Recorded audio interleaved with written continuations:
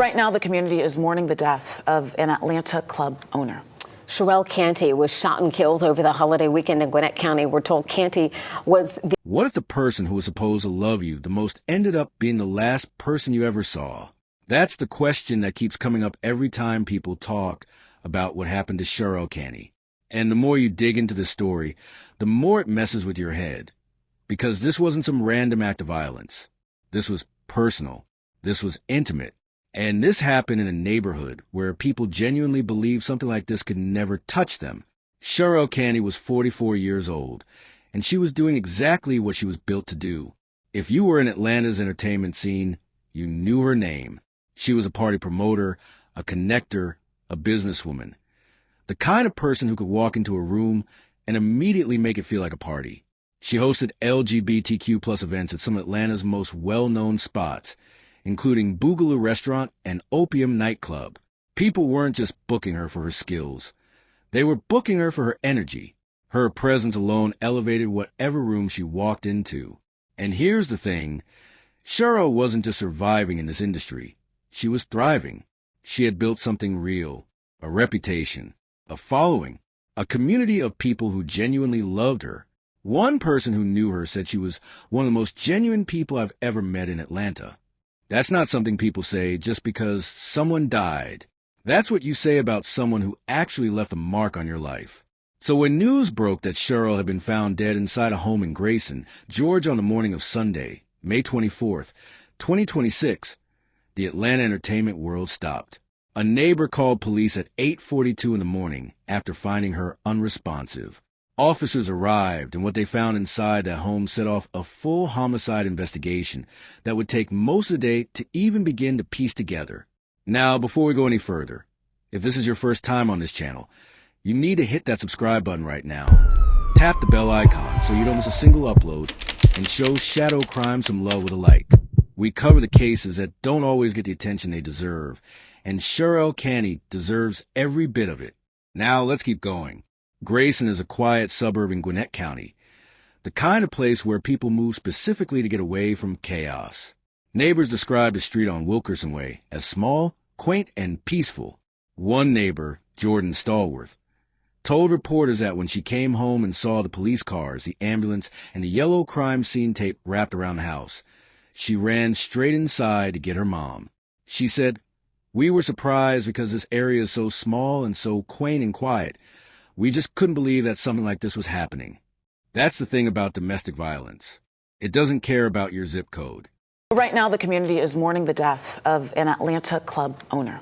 Sharell Canty was shot and killed over the holiday weekend in Gwinnett County. We're told Canty was the co-owner of Opium and is well known in Atlanta's nightlife scene, having been around for some time. Police responded to the Devil Lake neighborhood in unincorporated Grayson Sunday, where they found Canty dead. Warrants reveal Canty had been shot twice in the head. Police have arrested Stephany Byrom. Tonight, she is charged with a number of felonies, including murder and aggravated assault. And today, we spoke with those who knew the victim. They say they are so surprised and shocked that she's no longer here. What Sharell bought to everybody else. She bought a home. She bought a party. She created a vibe. Sharell was really like a staple for us. Like, it was like a big sister without being a big sister, like without the blood and vibe, but that was still our sister. Like, we didn't want for anything with Sharell around. Police say they are investigating the case as a domestic violence-related homicide. Now, here's where the story takes a turn that nobody in that neighborhood saw coming. When investigators started piecing together what happened inside that home, they didn't have to look very far for a suspect. The woman they arrested wasn't a stranger. She wasn't some random person with no connection to Sharell. She was someone who had stood at an altar and made vows to her. Her name is Stephany Byrom, and she is 48 years old. Think about that for a second. The person charged with ending Sharell's life is her ex-wife. Now, before you assume this was some messy street situation, Stephany Byrom was not living on the fringes. This woman was established. She was a licensed real estate agent operating out of Gwinnett County, affiliated with ERA Sunrise Realty and the Chavon Philpott Realty Group. On her own professional profile, she described herself as one of Georgia's premier real estate consultants, someone dedicated to working tirelessly for her clients and offering expert advice. She was the kind of person you'd see at a community event. Well-dressed, well-spoken, well-connected. The kind of person neighbors wave at in the driveway. The kind of person nobody looks at twice. And that right there is exactly what makes this case so unsettling. Because while Sharell was out in Atlanta building something beautiful, events, community, connection, something was clearly breaking down behind closed doors in a way that nobody outside of that relationship could fully see. Gwinnett County police confirmed that Sharell and Stephany had previously been in a relationship. They were married, and at some point, that marriage ended in divorce. But clearly something between them didn't end there, because on the morning of May 24th, Stephany Byrom was in that house on Wilkerson Way, and Sharell Canty never walked out of it. Now I want you to really sit with that, because this is a part of domestic violence cases that people don't talk about enough. It's not always a stranger. It's not always someone you'd peg as dangerous. Sometimes it's the person who knew your laugh, knew your dreams, knew exactly what you built and exactly how to take it away. And that is a level of betrayal that goes beyond anything a courtroom charge can fully capture. Byrom was taken into custody on Monday, May 25th, the very next day after Sharell's body was found. Gwinnett County detectives moved fast. The charges they brought were serious: malice murder, felony murder, aggravated assault, and possession of a firearm during the commission of felony.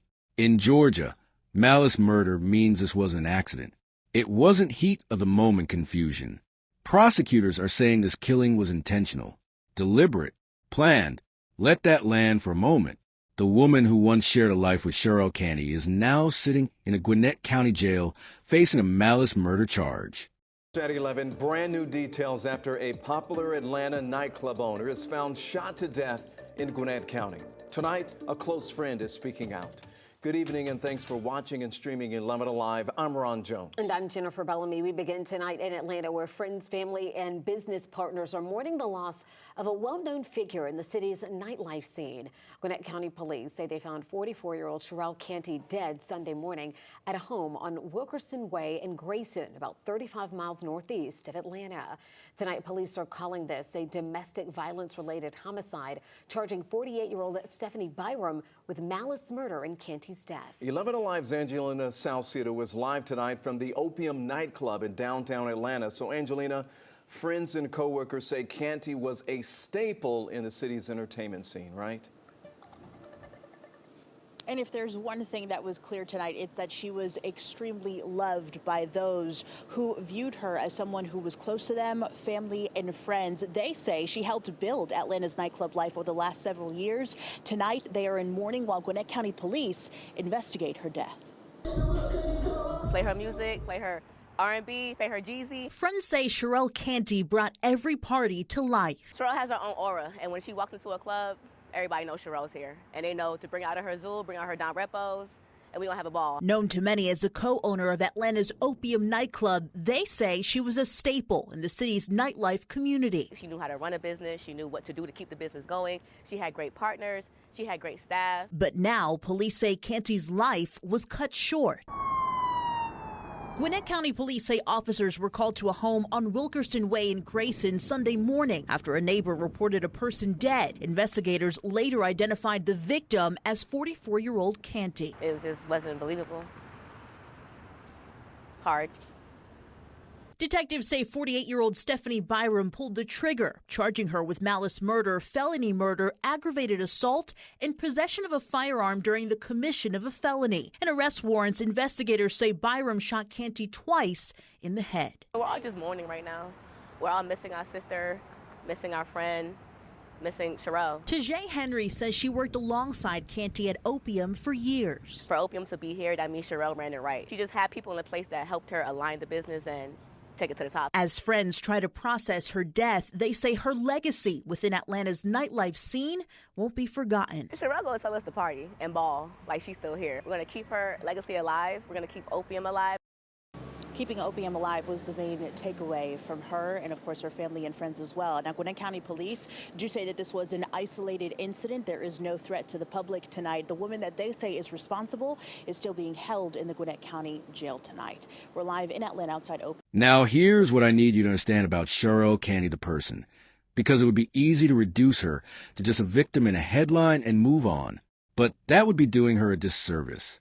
This woman was loved deeply, not in a surface-level way, not in that way where people only say nice things because someone is gone. The people who knew Sharell have been pouring their hearts out on social media since the moment the news broke, and what they're saying paints a picture of someone who is genuinely irreplaceable. Her cousin Aletha, Hazel Ponder, wrote something that stopped a lot of people in their tracks. She said, "I have been sitting here all day trying to wrap my head around the devastating news that our family received today. My precious baby Sharell was killed yesterday. I asked God how? Why? The tears just won't stop flowing knowing she was robbed of her life with so much more that she had planned to offer this world." Read that again. She was robbed with so much more left to offer. That's not grief talking. That's truth. People from the Atlanta entertainment community flooded comment sections and timelines with tributes. One person said her energy was amazing and that she was definitely more than just a promoter. Another said she was one of the most genuine people they had ever encountered in Atlanta. When an entire city's nightlife community stops to mourn you, that tells you everything about the kind of person you were. And while all of that grief was pouring out online, Stephany Byrom's mugshot was being released to the public on Tuesday, May 27th. The contrast is something you can't ignore. One woman being remembered for the light she brought into the world, and another woman's face plastered across news outlets facing the most serious criminal charges the state of Georgia can bring against a person. As of right now, police have not publicly revealed a motive. They haven't told us what happened inside that house. They haven't told us what the argument was about, whether there was a history of violence between them, or what led to that specific morning ending the way it did. Those answers are still locked inside a Gwinnett County investigation, and whatever Stephany Byrom's legal team is quietly preparing behind the scenes. But here's what I want to leave you with, and I want you to really think about this. How well do we actually know the people closest to us? How many people right now are in relationships where the outside world sees success, professionalism, and respectability, while something dangerous is quietly building behind closed doors? Sharell was thriving publicly. Her career was alive. Her community loved her. And none of that protected her from what happened in that house. What does it say about how we treat domestic violence warning signs when even the most vibrant, connected, publicly visible people among us can still fall victim to it? And what does it say about us as a society that we keep being shocked every single time? If this case hit different for you, drop a comment below and tell me what you think happened in that house. Tell me what you think the motive was. And if you're watching this and you're in a situation that doesn't feel safe, please reach out to someone, because Sharell deserved more time. And so, do you? Don't forget to like this video, subscribe to Shadow Crime, and hit that bell icon so you never miss when we drop a new case. We're not done talking about Sharell Canty, and as this case develops, we will be right here keeping you updated. Stay locked in.